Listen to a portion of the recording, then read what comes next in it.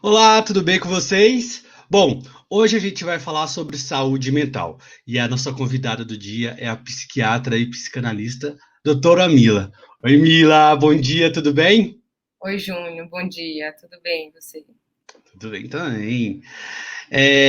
Mila, a gente te convidou para falar sobre saúde mental. A gente acabou de sair aqui do Setembro Amarelo e a gente fez uma pesquisa com os nossos colaboradores e eu vou dividir os números que eu tive aqui através dessa pesquisa e quero que você comente depois e responda uma pergunta que eu preparei, tudo bem? Tudo bem. Bom, Antes, gente, deixa eu só agradecer o convite de estar aqui, né? Eu agradeço a Santilana, a Renata, tá? É um prazer. o prazer é todo nosso. Bom, como foi uma pesquisa e a gente tem os números, eu vou ler aqui certinho para não perder nada, tá? Bom, é o seguinte: na enquete que a gente fez, 72% das pessoas disseram que querem saber sobre ansiedade, 38% sobre o aumento do estresse, outros 38% sobre preocupação e medos excessivos. Mas o que chamou a atenção da gente foi que 6% querem saber sobre tendências suicidas.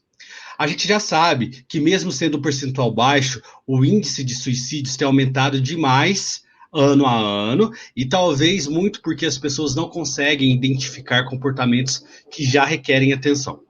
Aproveitando que acabamos de passar pelo mês de Setembro Amarelo, como eu já acabei de falar, quais que são as sugestões, doutora Mila, para que todos nós possamos atentar para sinais de tendências suicidas? Vamos por parte, vamos pela ansiedade, depois estresse, depois suicídio? Né? Fica à vontade. O pessoal quer saber de ansiedade, acho que a ansiedade está muito, né, muito mais frequente agora na pandemia, né? E a ansiedade, na verdade, ela é uma coisa boa, né? Ela é o que permite a gente cumprir nossas obrigações, chegar no horário, é, ter uma vida funcional. Né? O problema é quando a ansiedade fica excessiva. Né? Essa ansiedade excessiva é que, né, quando ela tá, né, o ansioso, né, a pessoa que tem um transtorno de ansiedade, é uma pessoa que vive sempre muito preocupado com tudo, sempre é como assim, se tem um risco de 1% de uma coisa ir ruim, o ansioso vive como se esse risco fosse 90%. Né? Ele vive na ponta da faca, ele vive sempre com muita preocupação, muito medo, isso gera irritabilidade, gera tensão muscular, isso gera pode alterar sono, atrapalha o trabalho, atrapalha o relacionamento familiar, gera um sofrimento danado. Então, o transtorno da ansiedade precisa ser tratado. Né? É uma doença que tem alteração, Júnior, não só desses sintomas, mas as pessoas falam que é da cabeça, né? Você tem que se acalmar. Mas os transtornos mentais, ele tem uma alteração biológica por trás disso, né?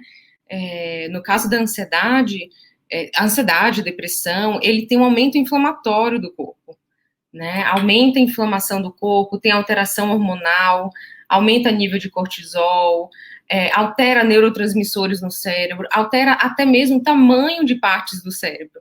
Né? Então, tem uma base biológica para isso, é por isso que é uma doença e precisa ser tratada, né? Não é coisa da cabeça, né? E o transtorno da ansiedade, né? A ansiedade comum, a ansiedade do dia a dia é algo benéfico que ajuda até, mas a ansiedade do transtorno da ansiedade é que é a doença. Então, e no caso na pandemia teve um aumento muito significativo, já tinha, né, muitos casos de ansiedade, agora tem mais ainda, né, por conta de tudo que estamos vivendo. E em relação ao estresse, né, o estresse, não sei o que eles querem dizer com estresse, mas o estresse, o que é estresse para mim pode não ser para você, né? Depende muito da característica de cada um, então talvez a gente possa entrar em detalhes mais depois, né? E em relação ao suicídio, né, Júnior, o 6% querem saber. E eu acho que o suicídio é uma coisa que realmente precisa ser muito falado, né? Porque é um problema de saúde pública, né? Pra você ter uma ideia, assim, entre adolescentes é a segunda causa de morte, né? Então, assim, é uma coisa realmente muito preocupante, muito triste, e as pessoas, e precisa ser falado, né? Tem o Setembro Amarelo, né? Justamente para se falar sobre isso, né? O suicida, ele não é uma pessoa que ele quer acabar com si mesmo, né? O suicida, ele quer acabar com o sofrimento, né? Então é uma pessoa que já está numa situação em que não vê outra saída, né? O nível de sofrimento é tão grande que a única forma que ele pensa em acabar com aquilo é morrendo, né? Então, o suicida, ele em geral dá sinais daquilo, né? Dá sinais de que está com um grau de sofrimento alto, né? A grande maioria das pessoas que suicidam, elas preenchem critérios para transtorno mental, né? Então, ou eram já diagnosticados ou não, mas a grande maioria já tinha um transtorno mental, né? Então, é preciso ter um olhar para isso, né? Então, se uma pessoa muda de comportamento, um familiar está diferente, está isolado, em geral, a pessoa que comete suicídio, muitos deles, a maioria já tentou outras vezes, né? Não é, assim, a primeira vez na vida, né? Alguns são, mas a maioria já tentou, ou a maioria já falou, né? Já falou para alguém, né? Já deu a entender que estava cansado, né? Frases como: "Ah, eu sou um fardo, eu sou um peso, eu não seria melhor que eu não estivesse aqui. Ah, vocês não vão sentir falta de mim." Então, são coisas para serem ouvidas e dialogadas, né?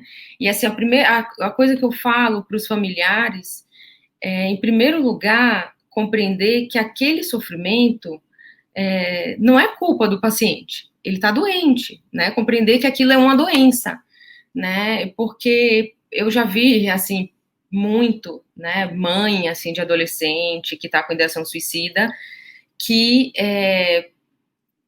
acha que, tá fazendo isso para me provocar, só fala isso quando eu tô aqui, tá manipulando, quer chamar atenção, quem quer se matar, se mata, né, esse tipo de frase. Isso não é verdade, né, assim, o que é válido, o que conta como tentativa de suicídio é a intenção suicida, né? Então, se, por exemplo, uma mãe fala para o filho: olha, esses 3 comprimidos aqui, eles são muito perigosos, eles são letais, tem que tomar cuidado. E aí vai lá, o adolescente toma os 3 comprimidos com intenção suicida, achando que vai morrer, né? Pode não ter efeito nenhum fisicamente, mas aquela intenção precisa ser vista, tratada, valorizada, né? Dialogar. Mila, a próxima pergunta aqui era sobre a diferença do psiquiatra e do psicólogo e quando procurar um ou outro. Mas antes da gente partir para essa pergunta, que faz sentido com o que você acabou de falar, o que a gente pode fazer quando a gente percebe que alguém do nosso convívio mudou a maneira de agir, está mais quieto ou está mais introspectivo? Isso pode ser algum sinal de transtorno mental ou que a gente precisa fazer alguma coisa? O que a gente pode fazer, na verdade? Sim, eu acho que tem que conversar com a pessoa, né, dialogar, né, e assim, a questão, Júnior, é como abordar isso, né, porque se a pessoa vai conversar com aquela noção que infelizmente está na nossa cultura, de que, é frescura, depressão é porque é falta de Deus, ou porque não faz atividade física, ou porque você, vamos lá, se anima, você tá assim porque você não sai do quarto, né, se você saísse, né, passeasse, você ia melhorar. As pessoas, elas não entendem, infelizmente, na nossa cultura, ainda não tem essa noção da depressão como uma doença. Né? Como eu falei sobre a ansiedade, dessas alterações biológicas do corpo, a depressão também tem. A depressão, aliás, todos os transtornos mentais, ele tem uma alteração, não só alteração química no cérebro, tem alteração no corpo, tem alteração hormonal, tem alteração do nível inflamatório, né? Os transtornos mentais, eles são considerados doenças inflamatórias, né? Se você faz a medida dos marcadores inflamatórios, enquanto a pessoa está com os sintomas, vai dar alto, né? E é por exemplo, alguém com transtorno mental não tratado tem um risco maior de desenvolver outras doenças que também cursam com aumento de inflamação, como, por exemplo, pressão alta, diabetes, aumento de colesterol, doença autoimune, e ali vai, a lista é longa, né? Tem muito importante, então, a pessoa não consegue fazer parar aquilo ali, né? Ela não consegue, por exemplo, eu gosto de usar essa comparação, assim, ninguém fala pro hipertenso baixar a pressão, né? Ninguém fala pro hipertenso, vamos lá, que frescura, você tá aí de pressão alta, abaixa essa pressão, né? Poxa, fica aí aumentando pressão. Ninguém fala, soa como uma loucura isso, por quê? Todo mundo entende que pressão alta é uma doença, e pelo contrário, quando alguém está com uma crise hipertensiva, as pessoas se, né, compadecem, elas vai lá tratar, vai no médico, toma um remédio, elas entendem que aquilo é uma doença. Mas transtorno mental não, né? Transtorno mental, elas acham que ela não tem, infelizmente, essa cultura. E o que é pior, eu pego muitos pacientes que nem eles têm esse entendimento de que isso é uma doença. Então, isso aumenta muito mais o sofrimento, porque além da pessoa estar sentindo aqueles sintomas, a pessoa começa a se culpar, mas eu tenho uma vida boa, eu tenho uma casa, eu tenho comida, e eu tô assim, olha as pessoas na rua, no hospital, né, e eu tenho tudo, e eu tô assim, e aí aumenta mais o sofrimento. Começa da aceitação interior, né, da aceitação da pessoa primeiro, para identificar, porque, como você falou, é diferente das outras doenças que são visíveis, né, e a ansiedade e os outros transtornos não são. E ainda tem essa luta para tentar convencer quem convive com essas pessoas de como lidar com isso, né? Mila, e agora a pergunta que eu tinha feito... Júnior, sobre como lidar com o depressivo. Eu acho que eu não cheguei... Então vai. Então vamos lá. Desculpa. Imagina. Você tinha perguntado como lidar, né? Então, assim, eu fiz toda essa introdução para dizer que a forma, assim, se a pessoa se aproxima de alguém que mudou o comportamento, com essa ideia de que é frescura, de que tá fazendo para chamar atenção, de que a culpa é dela, ela tá assim porque ela não faz exercício, ou porque ela não vai na igreja, ou porque não sei o quê. Se ela tem essa noção, ela não vai conseguir ajudar essa pessoa. Ela vai conversar, ela vai acabar aparecendo ali o julgamento dela errado, né? E aquela pessoa que tá ali depressiva, ou com ideação suicida, ela não vai se abrir, ela não vai falar, então ela se fecha. Mas quando a pessoa que está com a ideação suicida, ela sente que tem um acolhimento lá do outro lado, né? Que alguém vai ouvi-lo, que vai acolher, que vai ajudar, ele se abre. É muito mais fácil de se abrir. Né? Então, a forma de lidar é você se aproximar. Primeiro, ter a noção de que isso é uma doença, de que a pessoa não consegue controlar isso, né? Que não é por culpa dela, né? E tem gente que já vai para julgamento moral, né? De mas como que você ousa pensar em suicídio? Você que é saudável, você que não sei o quê. Né? Eu já vi coisas muito tristes, assim, eu já vi mãe bater em filho quando o filho fala que tá com ideação suicida, né? E, assim, aquilo é uma coisa muito, muito traumática, né?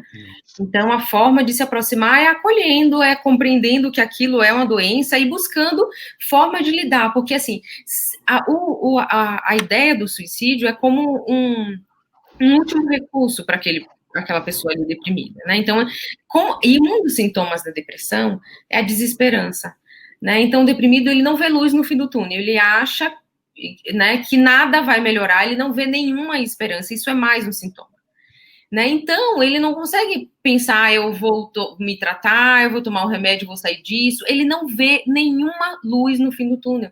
E como a dor é muito grande, muitas vezes o pensamento eu vou me matar é para acabar com a dor, para fazer parar de doer, né? E aí, ao se aproximar, é preciso trazer essa mensagem de esperança.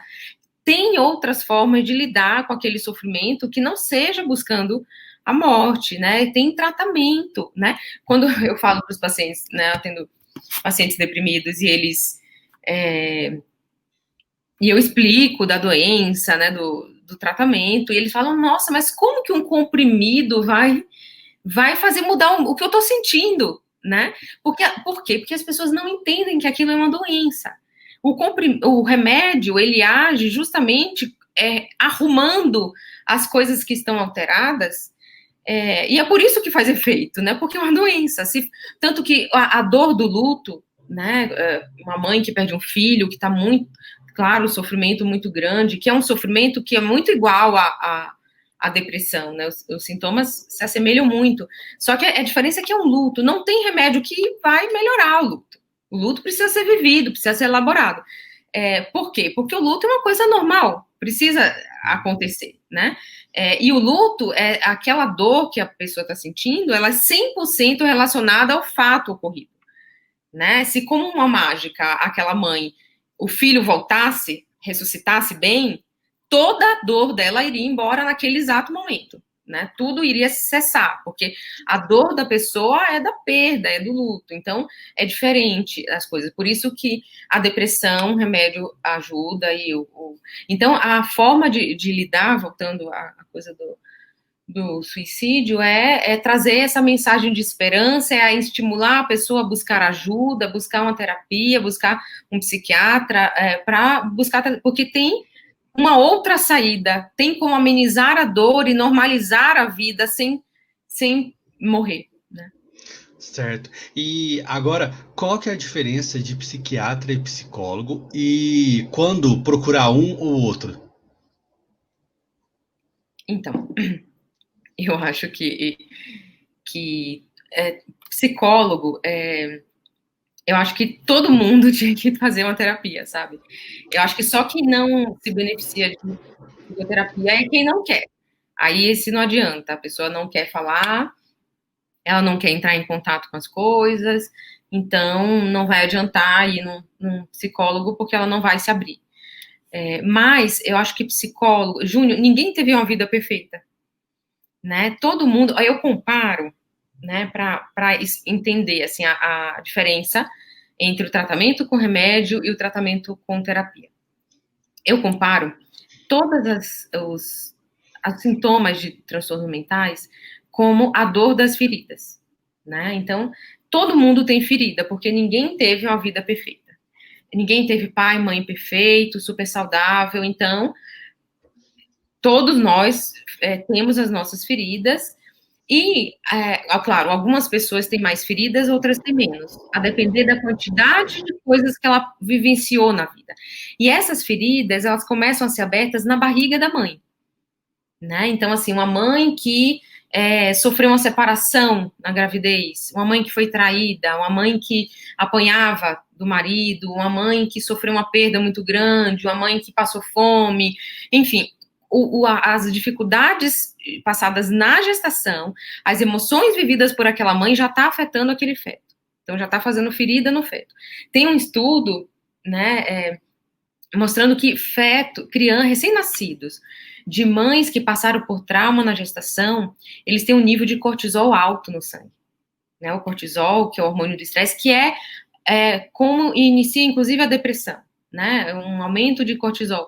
Então, inclusive hoje já se prova biologicamente isso, né? O quanto que os traumas precoces afetam a vida da pessoa, né? E quanto mais precoce o trauma, a dificuldade, maior vai ser o impacto, porque um feto ali na barriga da mãe, ele não tem recurso nenhum de lidar com todas aquelas emoções que está invadindo ele, né? Então, a criancinha recém-nascida, se ela passa por maus tratos, se ela passa por negligência, abandono, o ser humano, ele já nasce com a capacidade de perceber os sentimentos do outro. Então, o bebezinho, ele sabe quando ele é amado, quando ele não é, quando tratam ele bem ou não, ele sabe disso, né? Então, aquilo já vai afetando. Se é uma mãe que não é amorosa, uma mãe que agride, que deixa ali, não cuida, né, que não enfim, uma mãe na psicanálise, né, fala da mãe suficientemente boa, né? Quando não é uma mãe suficientemente boa, aquilo vai gerando traumas naquela criança, né? Eu faço uma metáfora com as feridas, né? E aí as feridas ao longo da vida, a pessoa vai passando por situações que vai pegando nas feridas e vai vindo dor, né? Então é por isso que às vezes a pessoa vive uma coisa banal do dia a dia, uma piadinha, sei lá, qualquer coisa que boba, assim, cotidiana, e aquilo às vezes mexe com a pessoa, gera sofrimento, dá angústia, gera. Por quê? Porque aquela situação boba tá pegando numa ferida daquela pessoa, né? Então, essas pessoas, as pessoas que têm mais feridas, elas, ao longo da vida adulta, ela vai passando por situações que vai tocando nessas feridas e vai vindo a dor. A dor seriam sintomas dos transtornos, né? Depressão, tem gente que vai ter depressão, tem gente que vai ter ansiedade, tem gente que vai ter bipolaridade, esquizofrenia, e aí vai. Mila, e como que o remédio funciona nas pessoas que têm depressão ou transtorno de ansiedade? Como que ele atua? Eu costumo comparar, Júnior, o remédio como algo que vai anestesiar as feridas, né? Então, o remédio, ele não fecha a ferida, digamos assim, ele tira os sintomas do transtorno. Então, um deprimido, né, enfim, tem sintomas depressivos e o remédio, ele vai tirar os sintomas depressivos, né? O ansioso, enfim, vai tirar os sintomas do transtorno. Só que o remédio, ele tá ali agindo e anestesiando essa ferida, tirando essa dor, enquanto está sendo tomado, né? Uhum. Aí é que tá a questão, porque quando a pessoa para de tomar, o anestésico vai saindo, né? E assim, se a pessoa não busca tratar essas feridas em terapia, né? Primeiro descobrir na terapia que feridas são essas, né? Quando essas feridas foram abertas, o que está tocando, por que tal situação gerou tanto sofrimento, né? Porque aquela situação pegou na ferida e veio a dor, né? Então, compreendendo essas coisas, descobrindo que feridas são essas e cuidando dessas feridas em terapia ao longo de anos, porque a terapia não é rápida, não tem como ser rápida, né? A terapia ela vai cuidar de feridas que são abertas na vida inteira, né? E então não tem como ela ser rápida, ela leva anos, né, para ir fechando essas feridas. Mas é o único caminho, né, de fato tratar a origem do problema, né? O remédio ele tira os sintomas, muitas vezes é necessário a medicação, porque tá muito forte aqueles sintomas, tá atrapalhando na vida, tá gerando sofrimento. Então, muitas vezes é necessário o remédio, mas a pessoa que só toma remédio e não faz terapia, ela vai ficar só se anestesiando, ela não vai fechar a ferida, ela vai cuidar disso. Então as duas precisam andar de mãos dadas, né? As duas de mandar. E eu acho que todo mundo se beneficia de terapia. Só que não se beneficia quem não quer fazer, que não. Tem pessoas, né? Eu tenho muitos pacientes que não querem, né? Eles não querem pensar no que gerou sofrimento. As pessoas passam a vida, Júnior, pegando o sofrimento, as coisas difíceis e colocando debaixo do tapete. Né? Não pensa naquilo, não olha, nem pensa, olha para o outro lado, põe debaixo do tapete e vida que segue. E tenta desviar pensamento, fingir que aquilo não aconteceu, só que não adianta. Aquilo que está ali no tapete e tem uma hora que não cabe mais o tapete. Tem uma hora que começa a vazar as coisas do tapete. A pessoa não consegue mais fugir. E aquelas coisas do tapete vão gerando sofrimento nela, mesmo que ela não lembre mais o que tem ali, né? Sei lá, ela sofreu um abuso, né? E aí ela jogou ali debaixo do tapete, não elaborou aquilo, não lidou com aquilo, jogou debaixo do tapete. Mesmo que ela não lembre mais conscientemente, eu fui abusada, tudo. Aquilo vai gerando dor, vai gerando toda vez que algo acontecer, que pegar nessa ferida, vai vir, né, angústia, vai vir sintomas, vai vir problemas, e ela não sabe nem de onde vem, porque ela esqueceu do abuso, digamos assim, ou ela nem pensa mais. Então é preciso, com a terapia, ela vai levantar esse tapete e vai encarar isso aí, né? Isso não é fácil. né? Tem que tirar coisinha por coisinha e ir elaborando esses problemas. É o único caminho que tem. E tem muita gente que tem preconceito com terapia, né? Ah, vou me abrir com uma pessoa que nem me conhece, ela vai contar para todo mundo, né? Tem esses preconceitos no dia a dia, né? Imagina, né? Assim, imagina, assim, como é que eu vou falar para ela? Como é que eu vou falar para ela coisa tão íntima que eu não sei nada da vida dela, né? Para saber mesmo, né? Para saber, porque se você sabe, aí já não é mais sua psicóloga, sua terapeuta, aí vira amigo, vira outra coisa, né? Então, ter essa relação psicólogo-paciente é necessário que essa pessoa seja neutra, né? E essa é uma construção desse vínculo, Júnior. Assim, ninguém chega no psicólogo já, né? Você vai construir o vínculo, você vai se abrindo devagarinho, né? Que você vai bem lento, né? E aos poucos, conforme a pessoa vai estabelecendo essa relação de confiança, vai sentindo que aquele psicólogo está cuidando dele, não vai julgá-lo, não vai culpá-lo de nada, vai acolher, vai ajudá-lo a pensar, né? Aí ele vai sabendo e vai permitindo trazer os conteúdos dolorosos. Olha, agora a pergunta, todas são interessantes, mas essa daqui vai ajudar muita gente. Como lidar com as pessoas que não acreditam que doenças como ansiedade e depressão são doenças? Eu coloquei um exemplo aqui. Por exemplo, essas pessoas, né, acham que depende da pessoa sair da tristeza apenas sendo positiva.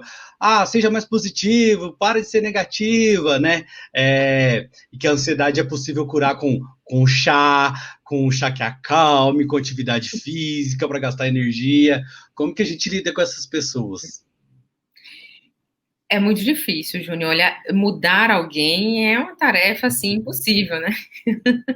Então, né, eu acho que é uma coisa mais da nossa cultura. Eu acho que isso já está mudando aos poucos, ao longo dos anos. Antigamente, psiquiatra, psicólogo era só para louco. É só para quem, tipo, não está funcionando, né? Tá totalmente louco, aí tem que ir no psiquiatra. Não tinha a informação, né? A depressão, a ansiedade, não se falava sobre isso. Então, eu vejo, né, os pacientes que falam dos pais, meu pai sempre foi assim, minha mãe sempre foi assim, foi muito pior, mas nunca foram no psiquiatra. Nunca morrem assim, com sintomas, é um sofrimento danado, e assim, perdeu tanta qualidade de vida, inclusive encurta a vida. Eu já estou indo para outro lugar, mas a gente volta. Tem estudos mostrando que transtorno mental não tratado, ele pode encurtar a vida em até 25 anos. Nossa. Tá? Por quê? Justamente por essa questão inflamatória, né? Os transtornos mentais, eles aumentam a inflamação. Né? E quando aumenta a inflamação, aumenta o risco de outras doenças também inflamatórias, como obesidade, hipertensão, diabetes. Então, as pessoas com transtorno mental, em geral, ou não dorme bem, ou acaba comendo muito, né? Vai ganhando doenças, né? Doenças clínicas, digamos, não psiquiátricas, né? Mas que, uma vez que ele desenvolve a obesidade também aumenta a inflamação, e aquele aumento da inflamação também vai piorar o transtorno mental.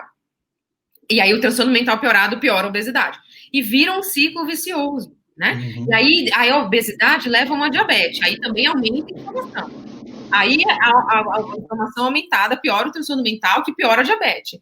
Então, e esse ciclo vicioso abrevia a vida, né? E quando você trata o transtorno mental, né, os sintomas melhora o nível inflamatório.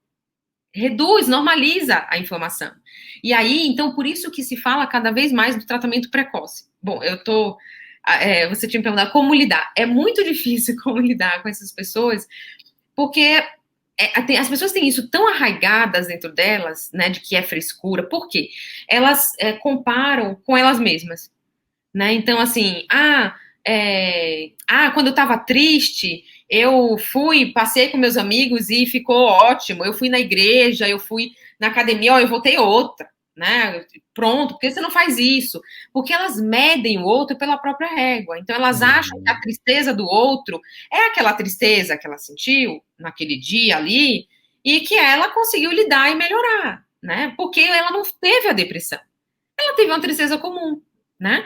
A depressão, ela é um conjunto de sintomas, né? Não é só tristeza, é tristeza, desânimo. A pessoa tem pensamentos negativos, ela vê tudo, eu brinco que é o óculos da negatividade. Então, ela só vê o negativo.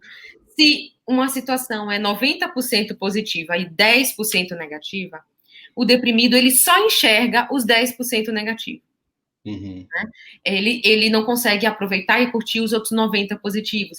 Ele fica desesperançoso. Ele vê o negativo dele mesmo, então ele fica se jogando para baixo, a autoestima cai. A pessoa vê o negativo do futuro, ele não vê esperança nenhuma. Quando pensa no passado, também são coisas negativas. A pessoa não tem prazer em nada, é tudo sem graça, é tudo ruim, nada é bom. O sono altera para mais ou para menos, o apetite também altera para mais ou para menos. Né? Então, tem uma série de alterações, né? Dá sentimento de culpa, dá sentimento de insegurança, é uma pessoa insegura, é uma pessoa indecisa, é difícil tomar decisões. Então, é muito mais do que uma tristeza simples. E o outro lá que está falando, você tem que se animar, ele está pensando na tristeza simples que ele sentiu, né? E não na depressão, ele não sabe o que é depressão, né? Então, eu acho que precisa ter um trabalho da sociedade, falarmos sobre isso, conscientizarmos as pessoas, eu acho que a mídia, enfim, para ir mudando isso desde criança, né? Porque uma pessoa que cresce a vida inteira ouvindo que é frescura, olha, eu atendo famílias em que não pode chorar, não pode expressar sentimento, né? Não pode, não tem um acolhimento, é tudo frescura, não tem espaço para nada. Isso é muito difícil, então, assim, e isso é muito arraigado, né? Quando a pessoa não vê, Júnior, de jeito nenhum, eu vejo alguns pacientes que ficam tentando convencer a família, né? Mas olha, a depressão, olha, eu sempre converso com o familiar, né? Claro, quando o paciente quer que converse, né? Quando o familiar tá ali, o paciente quer, e todas as consultas, eu falo, oriento, olha, é difícil, isso é uma doença, é assim, assado. Olha, e a minha observação é que isso não tem muito efeito, assim, para a família. O próprio paciente, ele leva um bom tempo para entender que aquilo é uma doença, né? Eu tenho pacientes que ficaram anos deprimidos, assim, e se culpando, mas eu tô assim, eu sou preguiçosa, eu sou preguiçosa, não quero fazer nada, mas isso não é preguiça, isso é desânimo. Inclusive, o desânimo da depressão é um desânimo físico, é uma coisa de falta de energia, né? A pessoa não consegue controlar isso, né? Mesmo que ela seja um atleta que deprime, ele não consegue fazer as suas atividades que ele está acostumado a fazer, né? Porque a depressão tira a energia.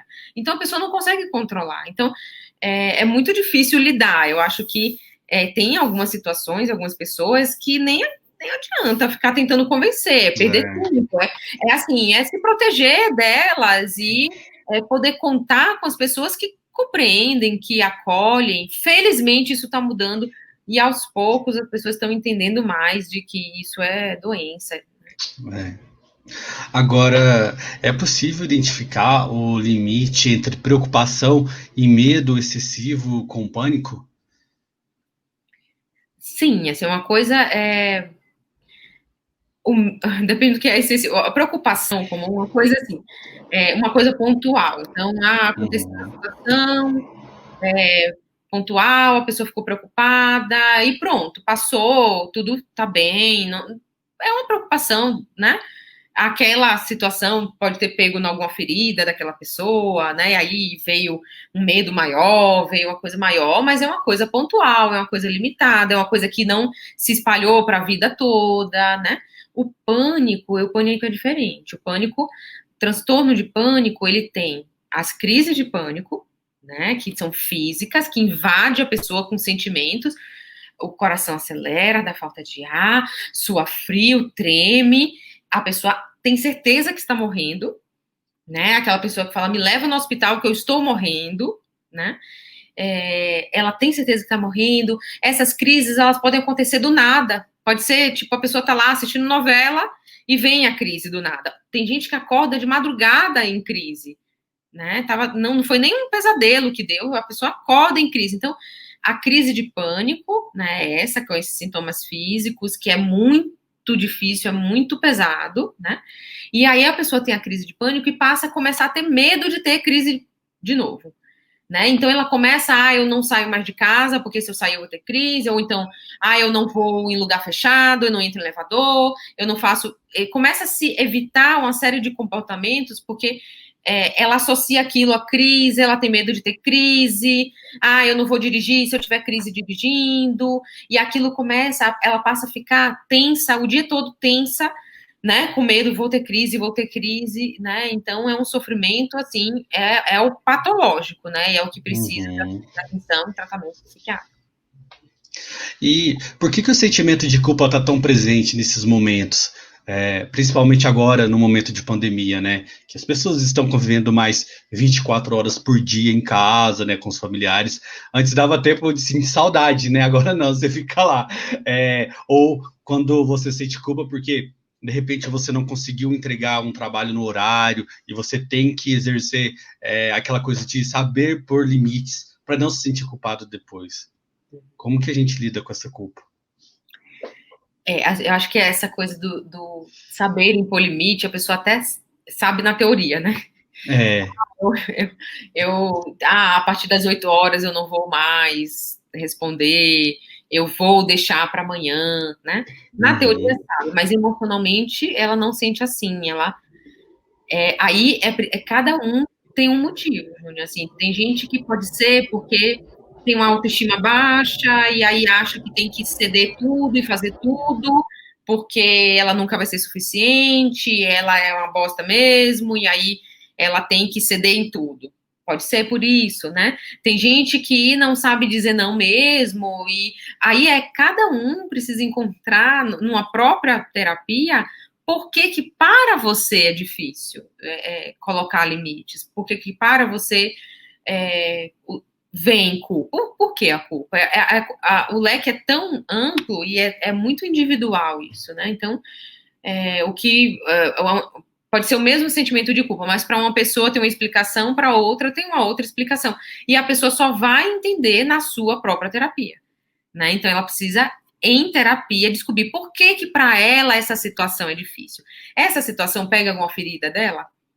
Né? Por isso que vem preocupação demais, vem culpa. O que está acontecendo? Né? Então é muito individual. Para falar que aqui na nossa intranet tem um canal para quem precisa buscar aconselhamento psicológico, que é de graça, e também para as pessoas que têm a possibilidade de buscar terapia, a gente aproveita. O número vai estar aqui na intranet, depois a gente coloca, que é o 0800. Precisou falar ou compartilhar alguma coisa, tem uma equipe de psicólogos que vão te atender. Aproveita, né? Não deixa, não guarda tudo para você. Mila, durante a pandemia, as doenças mentais ficaram mais em evidência. Tem um porquê? Tem muitos porquês, né? Acho que já tinha muita evidência, né? A saúde mental já era uma pandemia mesmo, já era, e depois da pandemia ficou muito pior, né? A pandemia veio muitas mudanças, né? As pessoas, né? É o trabalho que mudou para home office, ou o trabalho que foi perdido, ou ficou, né? Parou de trabalhar, é a escola que não vai mais, é o aumento de, né? Sobrecarga, principalmente das mulheres em casa, né? Porque muitas, né? Tiveram que dispensar, inclusive, funcionar, né? Ajudando crianças com a aula online, né, home office, então o peso é muito maior, e eu acho que são muitas coisas, né, assim, o suporte social, né, então assim, não vê mais os amigos, não tem mais o respiro de encontrar os amigos, de viajar, de ir para casa, né, de bater papo ali presencial, então,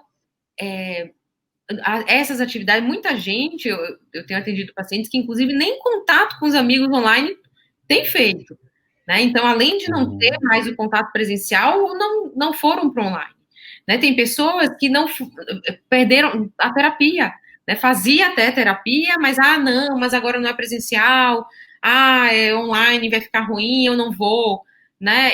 E deixa, então, não tem mais as amizades, não tem mais a terapia quentinha, né? Quem parou, que não faz online, aí não sai de casa, né? E assim, não toma um sol, né? Eu tenho um paciente que não toma sol, minha casa não bate sol, eu não saio de casa, não faz vitamina D, né? Não pararam a atividade física, né? Porque eu não sei fazer em casa, eu não me animo a fazer em casa, eu fazia na rua e tal, eu não quero.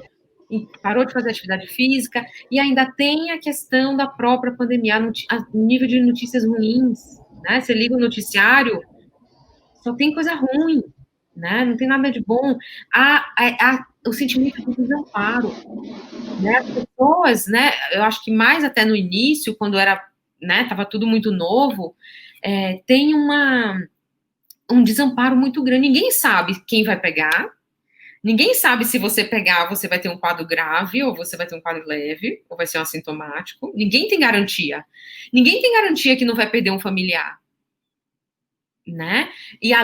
Então, assim, essa falta de controle das coisas. As pessoas não controlam, elas não podem ter certeza de nada, né? Então, esse desamparo, isso mexe demais. Não é à toa que tem tanta gente negando o vírus, porque não pode entrar em contato com esse desamparo. Então, é mais fácil negar, dizer que não existe.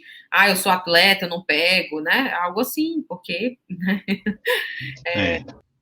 Bom, agora vem uma dúvida que acredito que todo mundo quer saber como que é no escritório, né? Você que está lá no dia a dia, no consultório, na verdade. O que é mais difícil tratar? O paciente ou as pessoas que convivem com ele? Para que elas possam entender, né, como lidar com a doença. Uhum. Mais difícil as pessoas, né? Sem dúvida. O paciente. O paciente, você estabelece uma relação de vínculo, você vai ouvir, então vai estabelecer uma relação de confiança, de vínculo, e mesmo que seja alguém que não acreditava na depressão, e tem muita gente que chega mesmo ou deprimido, se culpando de estar assim, achando que é tudo da cabeça dele, como ele é fraco, olha como eu sou fraco, eu sou preguiçoso, porque os sintomas da depressão, eles favorecem isso. Um dos sintomas da depressão é culpa, né? Então a pessoa já está se culpando, é redução da autoestima, então ele começa a se julgar negativamente, então ele não presta, ele é preguiçoso, né? E não vê esperança, né? Então, os sintomas da depressão já propicia isso. Aí vem uma pessoa que já não acreditava, que já era aquelas que dizia que era frescura, e elas mesmas adoecem. Aos pouquinhos você pode ir mostrando que aquilo é uma doença, que aquilo, né, é essa relação aí de vínculo, de confiança. Então, o próprio paciente ele vai passando a enxergar. Agora, a família que não está sentindo na pele e que não está ali, o vínculo de confiança e tal, também é com a família, mas é muito mais com o paciente. Então, a família que é muito mais difícil, é muito mais difícil. Então, essas famílias que não acreditam, que julgam, é aquela coisa tão arraigada, aquele preconceito, aquela desinformação, a pessoa tem certeza que é assim, isso é muito difícil mudar. Alguns mudam um pouco, mas é difícil. Tinha que existir um remedinho para essas pessoas, né? A gente vai lá e dá e elas começam a acreditar na doença dos outros. Assim, né? Bila, a palavra estresse, ela entrou na moda, né? E vira justificativa para qualquer comportamento explosivo ou de cansaço excessivo no dia a dia. O que é de fato o estresse e como identificar se é preciso tratá-lo? Eu acho que está falando assim de momentos de irritação, de estresse. Quando é algo pontual, algo limitado, então foi uma determinada situação que gerou aquilo, mas logo essa pessoa se acalma e pronto, e tudo se resolve, né? E então é uma coisa limitada, é uma coisa pontual, é uma coisa não tão excessiva. Ok, é o estresse comum do dia a dia, foi um dia que não dormiu bem, tá de TPM, né? É alguma coisa ali. Agora, quando é algo que tá frequente, né? Em vários setores da vida, aparece no trabalho, aparece em casa, aparece com ela mesma, né? Intenso, muito desproporcional ao fato, né? Algo que está gerando sofrimento, algo que está atrapalhando a vida, está virando disfuncional, né? Ela começa a ficar sempre muito irritada, enfim, com qualquer desses sintomas, e aí isso sim é um sinal de alerta. Quando começa a atrapalhar a vida, quando começa a gerar um grande sofrimento, isso é um sinal de que pode ser um transtorno mental e que precisa ser tratado, buscar um psiquiatra. Então, Mila, eu lembrei aqui de um questionamento muito interessante.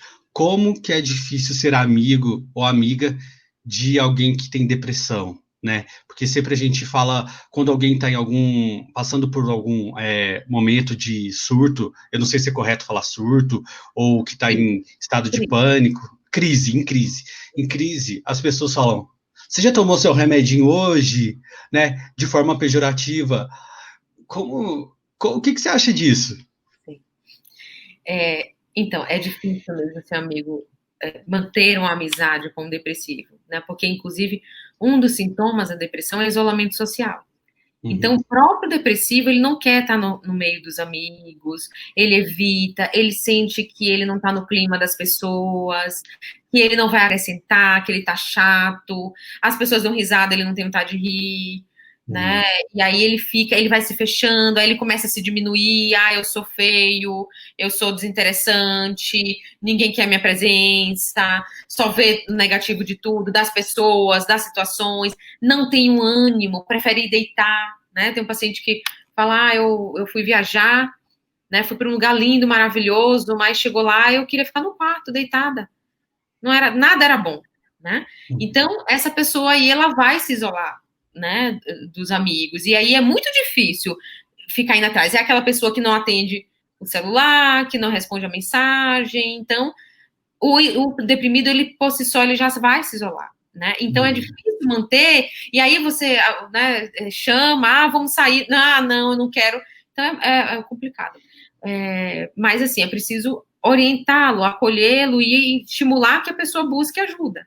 Né? E aí as pessoas ainda veem a ajuda psiquiátrica de forma muito pejorativa, né? Quando fala do remédio, fala, você já tomou seu remedinho hoje, né? E não assim, elas como algo que vai ajudá-la, como elas tratariam o hipertenso, né? Você tomou seu remédio? Você pode até perguntar se tomou o remédio, se está preocupado com isso, mas não de forma pejorativa, né? E uma pessoa que tem um tratamento psiquiátrico e outras pessoas sabem, elas podem, é Gardenal, né? Elas vão ridicularizando, médico de louco, remédio de louco, né? E então esse estigma é preciso ir sendo combatendo, né? Porque tem muita gente que atrasa de buscar ajuda psiquiátrica porque, eu não vou em médico de louco, né? Às vezes familiar marca consulta por vozinho idoso e não pode dizer que é psiquiatra, né? Porque senão ele não iria, né? Porque eu não vou para médico de louco, né? Então esse estigma é preciso que a gente combata para que as pessoas busquem o tratamento, não fiquem aí adoecidas, né? Bom, Mila, eu só tenho a agradecer em nome da Santiliana e de todo mundo que vai ter a oportunidade assim, brilhante de saber um pouco mais sobre os transtornos mentais e todos os esclarecimentos e o cuidado que você teve para responder as perguntas e explicar para a gente, tá? Muitíssimo obrigado. Imagina, Júnior, eu que agradeço, é um prazer. Eu que agradeço. Tá bom, obrigado. E para vocês, Santi Lovers, espero que vocês tenham gostado dessa entrevista de hoje. Espero logo voltar com mais assuntos para vocês, tá? Um abraço, até mais.